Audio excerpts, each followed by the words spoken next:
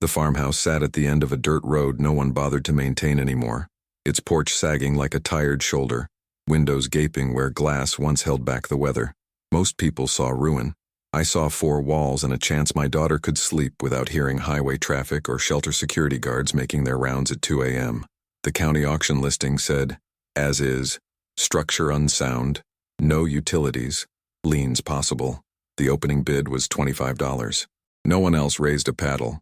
When the auctioneer's gavel came down, I owned something for the first time in 3 years, and Emma looked at me like maybe I hadn't completely failed her after all. What I didn't know, what I couldn't have known, was that the previous owner had left something behind. Not money or antiques or anything you could sell. Something planted, something that would take months to understand and years to fully harvest. The farmhouse didn't just give us shelter. It gave us a story that had been waiting 60 years for someone to finish it. This is what happened when we stopped running and started growing. Chapter 1. They say $25 can't buy anything anymore. It bought us a roof, barely, and a floor that groaned warnings with every step. The realtor who handed me the deed wouldn't come past the porch. I'm required to tell you the structure hasn't been inspected since 1987, she said, holding the folder at arm's length like it might contaminate her. Plumbing's disconnected. Electric was shut off for non-payment in 2003. Good luck. Emma stood behind me, her backpack containing everything we owned pulling her shoulders down. She was 9 but had learned to stand quiet when adults were deciding things. The realtor's heels crunched back toward her sedan. The dust her tires kicked up hung in the September air long after she disappeared. Dad? Emma's voice was small. Can we really stay here? I pushed the door open. It swung inward with a horror movie creak that would have been funny if we'd had anywhere else to go. The interior smelled of mouse nests and 60 years of weather seeping through compromised roofing. Afternoon light came through gaps in the walls, striping the warped floorboards with gold. In the main room, someone had left a card table and 2 folding chairs. On the table sat a mason jar with something dark and unidentifiable inside. We can make it work, I said, believing about 30% of it. Emma walked in slowly, testing each board before committing her weight. She'd learned that too. How to move through unstable places. At the far wall, she stopped. Dad, there's writing. I crossed to her, careful where I stepped. Someone had carved words into the exposed beam above the kitchen threshold. Begin with what wants to grow. What's that mean? Emma touched the letters, traced their edges. Not sure yet, but something in my chest loosened a fraction. Someone else had stood here once, possibly as uncertain as we were, and left instructions. Or hope. Or both. We spent the first hour sweeping mouse droppings and broken glass. In the kitchen, I found a hand pump over a ceramic sink. Disconnected, but intact. The walls showed smoke damage from a chimney fire, maybe decades old. Emma discovered the stairs to the 2nd floor and climbed halfway before I stopped her. The banister had come loose from its moorings. Through gaps in the steps, I could see straight through to the crawlspace below. Top floor's off limits until I can shore it up, I said. She nodded without argument. We'd lived in enough marginal places that she understood structural hierarchy, where you could put weight, where you couldn't, which walls would hold a shelf, and which would crumble if you leaned wrong. By the time dusk started gathering in the corners, we'd claimed the main room and cleared a path to the kitchen. I unrolled our sleeping bags in front of the cold fireplace. Emma arranged her 3 library books, overdue from a branch 2 towns back, in a careful stack beside her pillow. Tomorrow we'll patch the worst holes, I said. Get the chimney checked, maybe get the pump working. She pulled her knees up, wrapped her arms around them. What if someone says we can't be here?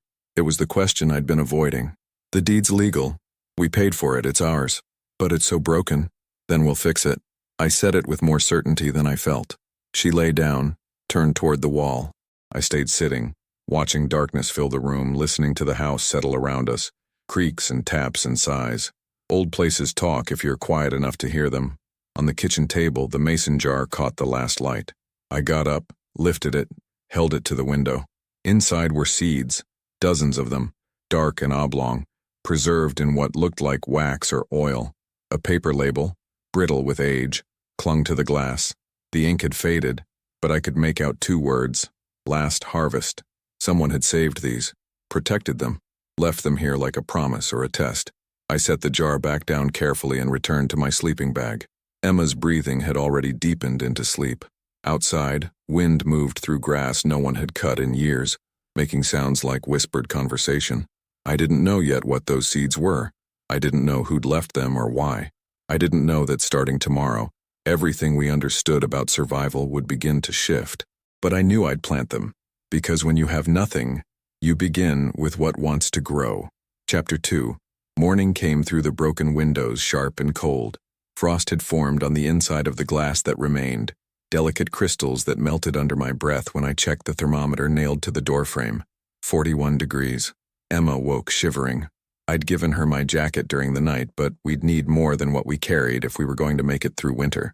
The fireplace worked. I'd checked the flue with a flashlight, but we'd need wood, tools, a way to seal the worst drafts. We ate granola bars and apples bought 3 days ago with the last of my construction wages from Omaha. When we finished, Emma looked at me with the careful hope she'd learned to ration. What do we do first? I showed her the seeds. She turned the jar in her hands, squinting at the label. What are they? Don't know. But they've been waiting here. Might as well give them what they need. You don't even know if they're still good. Only one way to find out.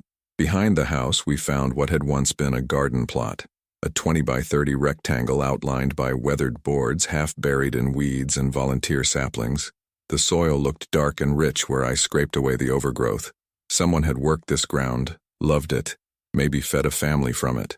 We spent the morning clearing. Emma pulled dead grass while I hacked at saplings with a rusty hatchet I'd found in the shed. The shed itself was more whole than structure, but it held relics. A hand cultivator, a spade with a cracked handle, a coil of wire, coffee cans full of bent nails. By noon we'd exposed most of the plot. I worked the soil with the cultivator, broke up the clods, pulled rocks. Emma found worms. Thick, healthy ones that meant the earth was alive despite neglect. They're everywhere, she said, sounding almost happy for the first time in weeks. I showed her how to create furrows, shallow trenches for the seeds.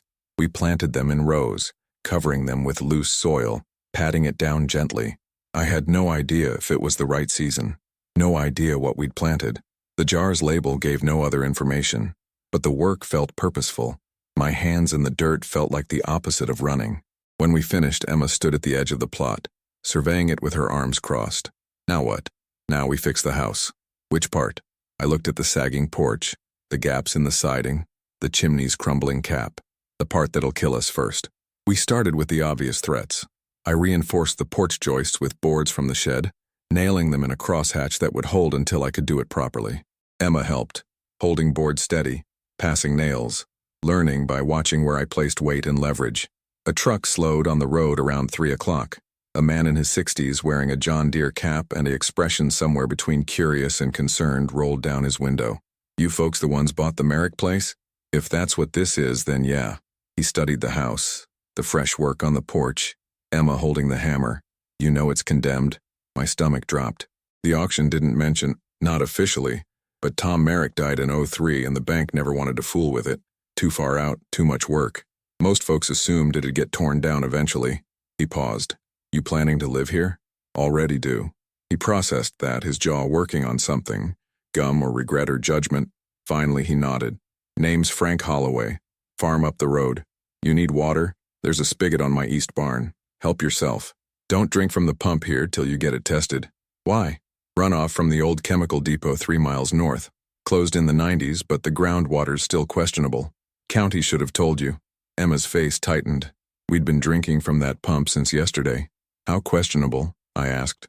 Questionable enough you should get it checked. Courthouse has test kits. $20. He put the truck in gear. You seem determined. Maybe that's enough. But winter's coming and this place wasn't sound 20 years ago. He drove off before I could thank him. Emma set down the hammer. Are we sick? We're fine. We'll use his spigot and get the water tested. I tried to sound certain. Come on. Still got 3 hours of light. We worked until dark, patching, nailing, clearing debris. When we finally stopped, my hands were bleeding from splinters and my shoulders screamed. But the porch felt solid. And in the garden plot behind the house, something invisible was happening beneath the soil.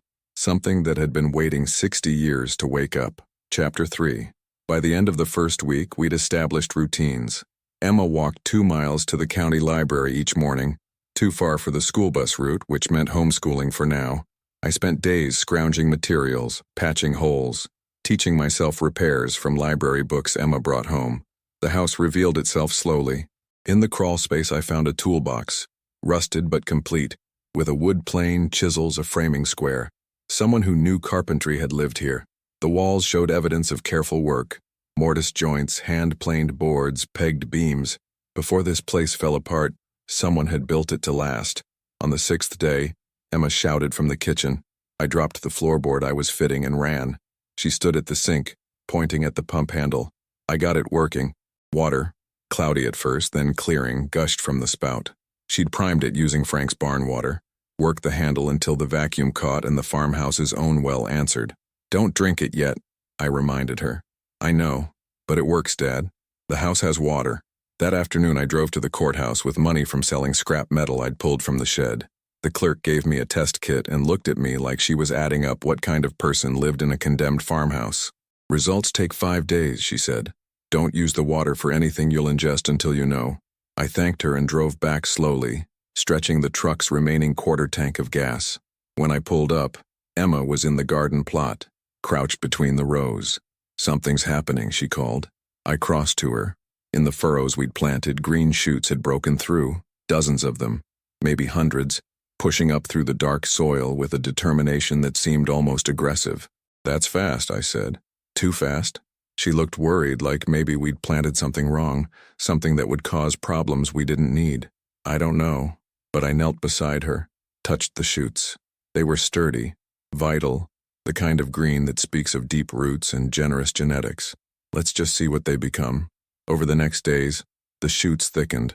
By the second week, they were 6 inches tall, wide-leafed, bushy, spreading faster than anything I'd seen. I asked Frank about them when I walked to his barn for water. He frowned at my description. Sounds like heirloom squash, or melons. Hard to say this early. He filled my jugs, then added, Tom Merrick grew things no one else could. Had a gift for it. Some folks said he saved seeds going back generations. Could be you planted something rare. Why would he leave them? Frank shrugged. Tom wasn't right at the end. Dementia, I think. Sometimes he'd forget where he lived. Social services finally moved him to a facility in Oro, too. He died before the year was out. Whatever he left behind, he didn't leave on purpose. That night, Emma and I sat on the porch, now solid enough to hold weight, and watched the garden in the moonlight. The plants moved slightly in the breeze, their leaves whispering against each other. Do you think he's mad we're here? Emma asked. The man who lived here before? I think if he could know, he'd be glad something he started is growing again. She leaned against my shoulder. I like it here, Dad, even though it's hard. I wrapped my arm around her. Me too. In the silence that followed, I heard the house, its beams settling, walls breathing, the chimney catching wind and turning it into a low, resonant note. The place was becoming familiar. Not home yet, but the foundation of it. Whatever those seeds were, whatever Tom Merrick had been trying to grow, we were finishing it now. Not because we understood his purpose, but because stopping seemed like betrayal. Of him, of Emma, of the idea that broken things could be made whole if you worked long enough. The garden was just the beginning. If you're enjoying this journey so far, tell us in the comments where in the world you're watching from. Chapter 4. October came in with rain that found every weakness in the roof. I spent 3 days on a borrowed ladder, patching with tar paper and salvaged shingles, working between downpours. Emma held the ladder steady, learning by necessity where to position her weight, when to call out warnings about wind gusts. The plants grew impossibly fast. By mid-October, they'd spread into a jungle, thick vines climbing makeshift trellises I'd hammered together from scrap lumber. The leaves were the size of dinner plates. Whatever Tom Merrick had saved, it thrived on neglect and autumn rain. Frank brought his grandson over one Saturday, a kid named Tyler, maybe 12, with curiosity stronger than shyness. They helped me rebuild the shed's collapsed north wall.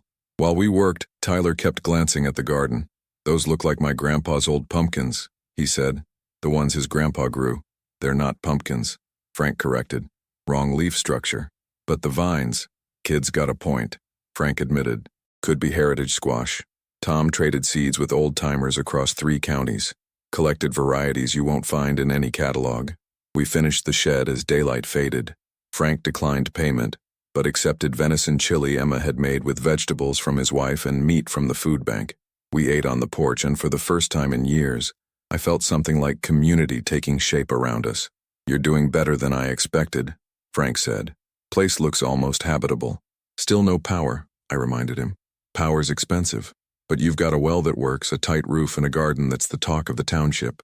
People notice things like that. After they left, Emma and I walked through the garden. The vines had started producing, swollen forms hanging from the main stalks, too dark to see clearly. I'd need to harvest soon, before frost. Whatever they were, there were dozens of them. Inside, by lantern light, Emma was drawing. Something she'd done less and less as our situation had worsened. Now she sketched the farmhouse, the garden, the shed.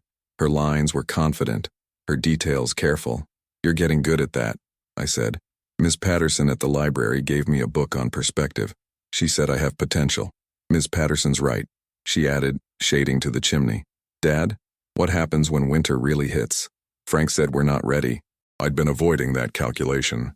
The fireplace worked, but heating the whole house was impossible. We'd need to seal off rooms, conserve wood, hope the worst cold didn't last too long. "We'll manage," I said. "We always do." But that night, lying in my sleeping bag with the temperature already dropping into the 30s, I felt the weight of what I'd taken on. Emma deserved better than this, better than a father who'd lost his job, his apartment, his ability to provide stability. But this place, broken as it was, had given us something to build around. And the garden, strange and inexplicable as its growth was, had given us a project bigger than survival. In the morning, I found the first frost on the garden. The plants had pulled through undamaged, their leaves glistening with ice that melted as soon as the sun touched them. Whatever Tom Merrick had bred into these seeds, it included resilience. I spent the day winterizing, caulking windows, stuffing insulation into wall gaps, rigging plastic sheeting over the broken panes. Emma helped where she could, learning to read a level, to understand how cold air moves and where it pools. By evening, we'd made the main room and kitchen nearly airtight. The second story and back bedrooms would have to wait. We'd live small and close through winter, but we'd live. That night, Emma said, I wrote to Mom. I looked up from the fire I was building. "Yeah?" Told her we have a house now, that we're fixing it, that I'm doing schoolwork and helping. My ex-wife had left when Emma was 4, disappeared into a life we couldn't follow. She sent cards sometimes, birthdays, Christmas, but never a return address. "That's good," I managed. "She'd be proud of you." I didn't tell her about being homeless, didn't want her to worry. I set down the kindling, crossed to where she sat. "Emma, you don't have to protect everyone, not even me. I know, but I want to." She looked up. "Is that weird?" "No." I pulled her into a hug. "It's who you are, and it's enough, more than enough." Outside, wind rattled the newly tight windows. The fire caught, spread, filled the room with warmth that felt earned.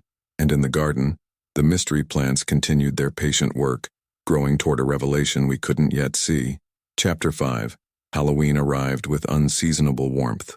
Emma hung paper decorations she'd made at the library, and we carved faces into 2 of the largest fruits from the garden, which turned out to be gourds, massive ones, with shells so thick my knife barely dented them. "These aren't normal," Emma said, struggling with her own. "What did that guy grow?" I'd been wondering the same thing. The gourds were beautiful, deep orange streaked with cream, surfaces smooth as polished stone. But their size and density suggested something beyond standard horticulture, something selected and refined over generations. Frank stopped by that evening with his wife Margaret, who brought cornbread and looked at our garden like she was seeing a ghost. "Lord," she whispered, "those are Merrick giants." "What are those?" I asked. "Tom's specialty. His grandfather brought the original seeds from somewhere back east, Pennsylvania maybe, or Virginia. They're a heritage squash variety that was supposed to be extinct. Tom was the only one still growing them." She moved closer, touched one of the hanging fruits. "These can store for 2 years if you cure them right." Fed his family through the Depression, sold them at market through the 70s. When he went into the facility, everyone figured the line died with him. "Why didn't someone save the seeds?" Emma asked. Margaret shook her head. "Tom was protective.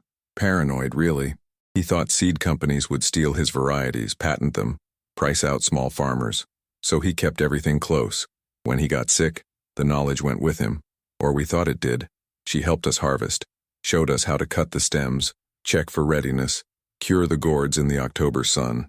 By the time we finished, we had 67 Merrick giants, each one potentially containing hundreds of seeds. "You could restart the line," Margaret said. "Share them with growers who care about heritage varieties." Tom would have liked that. That night, Emma and I sat among the cured gourds, their surfaces glowing in the lantern light. We'd come here with nothing, running from failure, from eviction, from the kind of poverty that erases futures, and we'd stumbled into stewardship of something rare. We should plant more next year, Emma said. Give seeds to people like Frank and Margaret. We should, I agreed, but first we need to survive winter. She nodded, understanding, but something had shifted. We weren't just surviving anymore. We were building, contributing, becoming part of a story larger than our own crisis. Inside, I cleared the card table and laid out papers from a box I'd found in the crawl space. Bank statements, receipts, letters, all belonging to Tom Merrick. I'd been avoiding them, feeling like an intruder, but if we were going to honor what he'd started, I needed to understand him. The letters revealed a man who loved this land fiercely, but fought constant battles, with the bank, with changing agricultural markets, with his own declining health. One letter, dated 1998, was from a seed preservation society, asking about his varieties. Tom's handwritten response, clipped to it, was polite but final. I'll share when I'm ready, not before. Emma read over my shoulder. He never got ready. No, but we can finish what he couldn't. She leaned against me, tired but content. Outside, the first November wind moved through the bare trees, making sounds like old arguments settling into silence. The farmhouse creaked and breathed around us, its timber frame holding fast against the weather. We'd found more than shelter here. We'd found purpose. And in Tom Merrick's carefully saved seeds, we'd found a map to belonging. Tomorrow we'd start planning for spring. For now, we had enough. Chapter 6. Winter arrived December 1st with a storm that buried the county under 14 inches. Our truck wouldn't start. Frank plowed the road but couldn't reach our driveway. We were snowbound for 9 days. Emma and I worked through our food supplies methodically, rationing, stretching. The Merrick giants proved their worth. Roasted, they were dense and sweet, more nutritious than anything we'd eaten in months. We ate them with rice, with beans, with the last of Margaret's cornbread. The seeds we saved, drying them on newspaper by the fire. On the 7th day, the pipes froze. I tried everything, wrapping them in rags, running a space heater Frank had loaned us near the crawl space access, keeping fires burning constantly. Nothing worked. We were back to melting snow. Emma got quieter. She'd been doing schoolwork by lamplight, keeping up with library assignments, but the isolation was wearing on her. On the 9th day, she finally broke. I hate this, she said. I hate being cold and hungry and scared all the time. I know. Why can't we just be normal like other people? I had no good answer. We're doing our best. Your best got us homeless. Your best got us living in a place without heat or water. Her voice cracked. I'm tired, Dad. I'm so tired. I pulled her close despite her resistance. I know, baby. I know. But we're here. We have a roof. We have food. We have each other. It's not enough. She was right. It wasn't. But it was all I had. That night, a thaw started. By morning, water dripped from the eaves. The road cleared. Frank drove down with his wife and Tyler, bringing groceries and news. County inspector's been asking about you, Frank said carefully. Someone reported a miner living in a structure without proper utilities. My blood went cold. Who? Don't know. But they're required to follow up. Inspector's named Dawson. He'll probably come by next week. After they left, I stood in the kitchen, staring at the now flowing pump, calculating how much we'd need to do to pass inspection. Full electrical, proper plumbing, insulation to code, thousands of dollars we didn't have. Emma appeared in the doorway. Are they going to take me away? No, you can't promise that. She was right. Again, the system we'd been running from had long arms and fixed ideas about what children needed. A farmhouse in progress wouldn't meet their standards. That afternoon, I drove to the courthouse, used the last of our money to pay for a building permit and inspection schedule. The clerk looked at my application, listing electrical, plumbing, and structural work, and said, "You've got 90 days to bring everything to code. If you don't, the county can condemn the property and remove any occupants." 90 days. In the middle of winter. With no money and no way to work while also doing repairs. I drove back in silence, the weight of failure settling over me like the snow we'd just dug out from. Emma was in the garden, pulling dead vines, clearing for spring. She worked with her back to me, shoulders tight with anger or fear or both. I wanted to tell her it would be okay, that I'd figure it out, that we'd make it work. But all those promises had been broken before. Inside, I returned to Tom Merrick's papers. Maybe somewhere in his careful records was something useful. A receipt for paid-off materials, a connection to a contractor, anything. What I found was a journal, leather-bound, pages yellowed, handwriting dense and urgent. The first entry was dated 1965. The last was 2002, written in shaky script that barely held the line. I opened to a random page. Margaret says I'm obsessed. Maybe I am. But these seeds represent 200 years of selection, adaptation, and care. If they die with me, everything my grandfather taught me dies too. Everything his grandfather learned dies too. I can't let that happen. I won't. I turned pages, reading entries about crop failures, about successful crosses, about the year he finally stabilized the giants into something true breeding. His whole adult life documented in careful detail. The last entry stopped me cold. I'm forgetting things now. Dr. Chen says it's dementia. Some days I don't recognize this place, but I know the seeds are safe, hidden where the bank can't find them. Whoever comes next, if anyone does, they'll have everything they need to continue. I'm sorry I couldn't explain it better. Sorry I couldn't do more. Begin with what wants to grow. The same words carved above the kitchen door. The same instruction he'd left for ghosts or for us. I sat back, the journal heavy in my hands. Tom hadn't left the seeds by accident. He'd left them deliberately. A legacy for whoever needed it next. We needed it. Desperately. And somehow we had to be worthy of it. If this restoration story has you hooked, hit like. It helps us bring more lost places back to life. Chapter 7. I spent Christmas Eve wiring the kitchen. Frank had loaned me tools and walked me through basic electrical code. Enough to be safe, maybe enough to pass inspection. Emma helped by holding flashlights, passing supplies, staying quiet when I needed to concentrate. We'd sold half the Merrick Giants to a heritage seed cooperative Frank knew.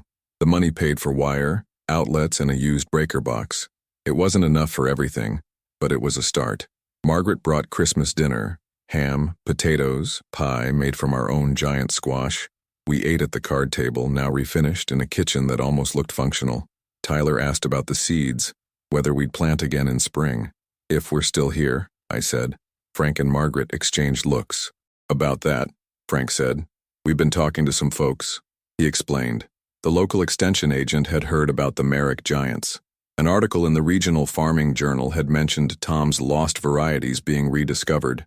People were interested, not just in the seeds, but in the story. There's a Historical Society grant, Margaret added, for agricultural heritage projects. You could apply.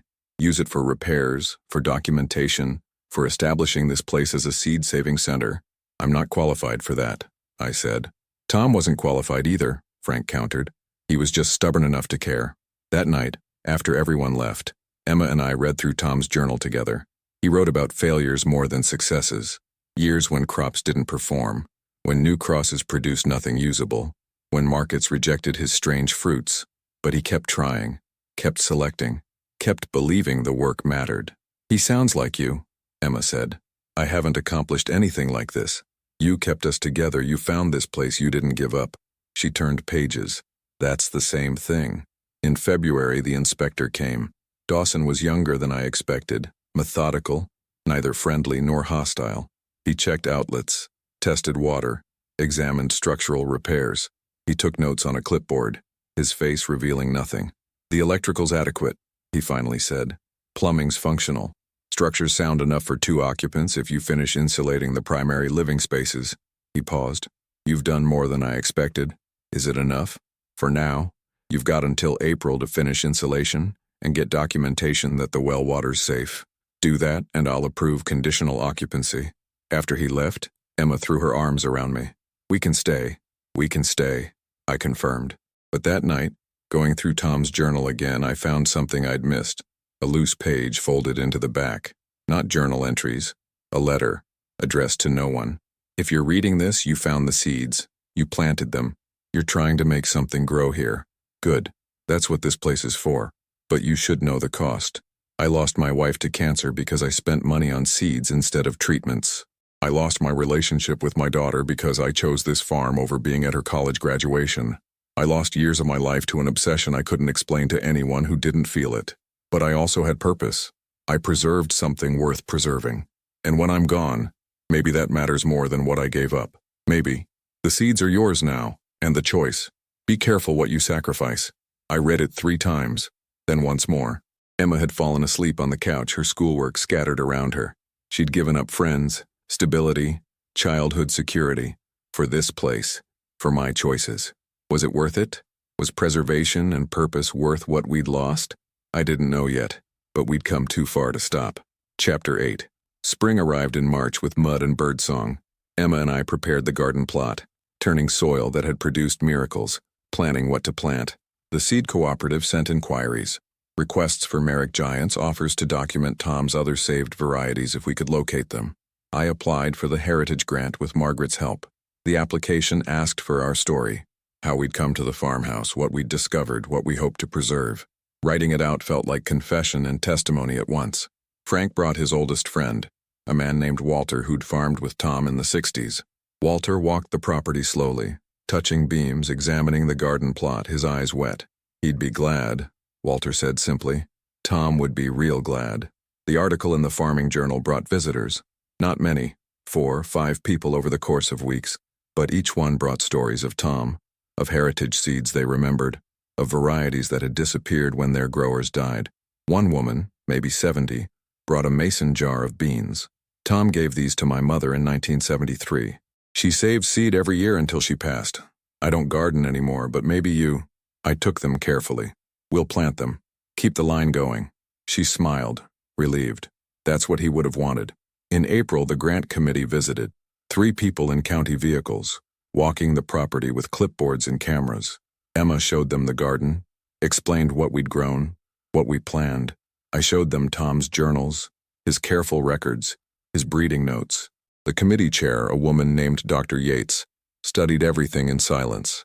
Finally, she said, "This is significant. Merrick preserved multiple endangered varieties. With proper support, this could become a regional seed library. But," she looked at me carefully, "it requires commitment, years of it. Are you prepared for that?" I looked at Emma, who was watching me with the same question in her eyes. This place had given us shelter and purpose, but it demanded sacrifice too. Time, energy, the risk of failing publicly instead of quietly. "We're prepared," I said. The grant came through in May. $30,000 for repairs, documentation, and program development. Enough to finish bringing the house to code. Enough to buy supplies. Enough to pay for Emma's school enrollment and winter clothes and all the small securities we'd lived without. But when the check arrived, I sat with it for a long time, thinking about Tom's letter, about what we'd chosen, about what it would require. Emma found me on the porch, the check still in my hand. "Why aren't you excited?" "I am. But this is real now. If we do this, really do this, we're committing. To the land, to the seeds, to continuing what Tom started. Isn't that what we've been doing? That was survival. This is purpose. It's different." She sat beside me. "Dad, we've been homeless, hungry, and scared. This place gave us something to believe in. Why would we stop now?" She was right, as usual. We'd been given something rare, the chance to continue work that mattered, to preserve something worth preserving. Not despite what it cost, but because it cost something. By June, the house had power, real power, with wiring that didn't spark and outlets that held plugs securely.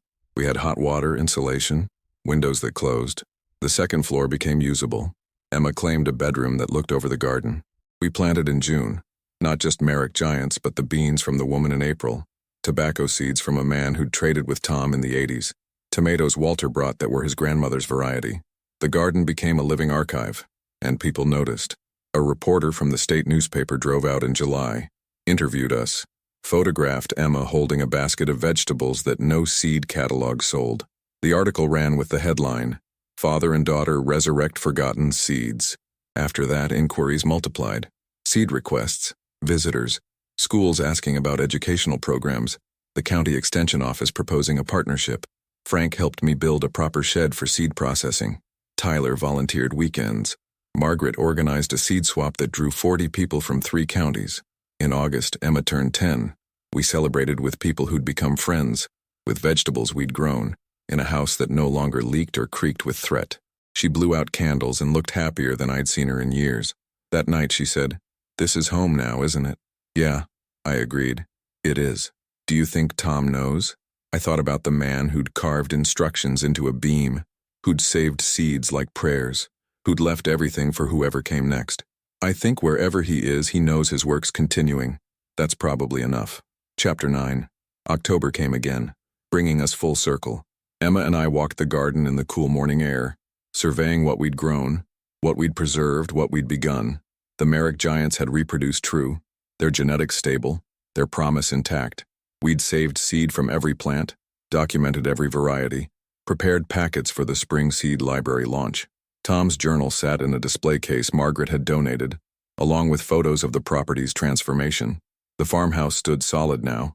Not perfect, it would never be perfect, but sound. Lived in. Purposeful. The second floor held a small office where I processed seeds and maintained records. Emma's bedroom had bookshelves she'd built herself, filled with her drawings and library finds. We'd made it through crisis to something resembling stability, and in the process, we'd become stewards of something larger than ourselves. Frank stopped by that afternoon with news. The Historical Society wanted to recognize the farm with a heritage designation. Dr. Yates had secured funding for a formal seed conservation program, and the Extension Office was proposing educational workshops, teaching people to save seeds, preserve varieties, continue the work Tom had started and we'd stumbled into. You did it, Frank said simply. We're still figuring it out, I corrected. That's how it works. You figure it out as you go. Tom did. You will. He paused. He'd be proud, you know, of what you've done here. After Frank left, Emma and I sat on the porch, the same porch I'd reinforced that first desperate week, and watched evenings settle over the garden. The plants had finished producing for the year. Soon we'd harvest the last fruits, save the final seeds, prepare for winter. But this winter would be different. We had heat and light and security. We had friends and purpose and a story that made sense of what we'd survived. Dad? Emma's voice was quiet. What would have happened if we hadn't found this place? I thought about it honestly. I don't know. Maybe we would have figured something else out. Maybe not. I'm glad we found it. Me too. She leaned against my shoulder. Are you still scared? Sometimes. Money's still tight. The work's harder than I expected. But no, not like before. Before, I was scared we'd lose everything. Now I'm scared of not doing right by what we've been given. That's different. That's growth, I said. Inside, Tom's journal waited on my desk, filled with his failures and perseverance and final instructions. Begin with what wants to grow. We had, and what grew, beyond the vegetables, beyond the preservation work, was belonging, not just to the land, but to the lineage of people who'd worked it, who'd cared enough to save what could be saved. The cost was real. I'd given up easier paths. Emma had given up conventional childhood. We'd chosen difficulty because it meant something. But sitting there on that porch with a daughter who knew how to work wood and save seeds and persist through hardship, I couldn't regret it. This was a life built carefully, seed by seed, board by board, choice by choice. The farmhouse breathed around us, its timbers settled and secure, its walls holding back weather and time. In spring, we'd plant again. In summer, we'd teach others. In fall, we'd harvest and save and continue. Tom Merrick had left us instructions carved in a beam and preserved in a jar. We'd followed them into something worth preserving. That was enough. That was everything.